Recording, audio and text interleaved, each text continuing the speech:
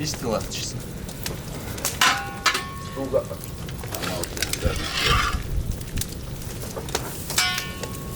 Aval, şöyle.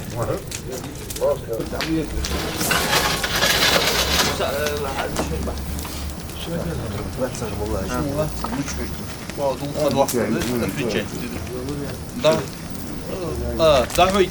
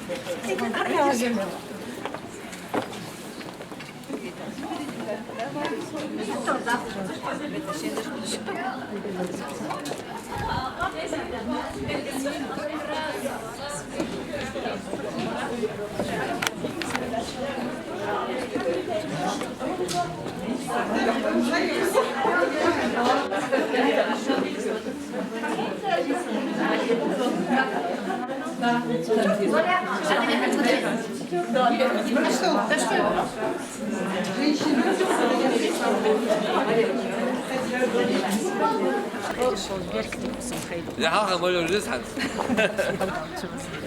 شقي داري زوج دار ودك تبتدي يقول أمه مزن ديك تشوف سمي ديك تشمتي واجي يك ديك يجي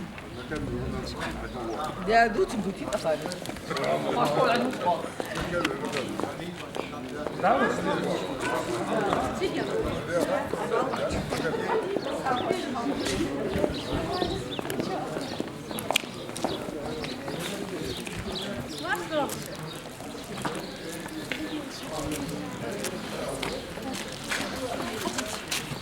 Aşağı gidişiniz kuzlaştı dışarısı.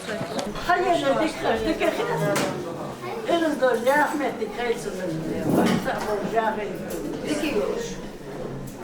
Yok, yok. ده موش مهتمين جاب مدك دخل خليني كسرته مدك مدك بدك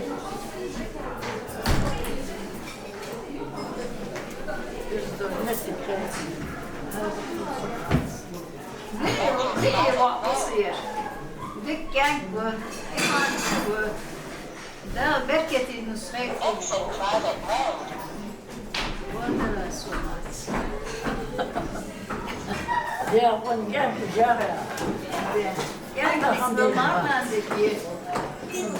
Dikiş musun İlber? Da berketiniz şey. İriz doğru, hoş buna tanıyor. Da berketi yok, da nasıl olur? Merse nasıl olur? Da yok işi yok. Çakal da nasıl bulsun?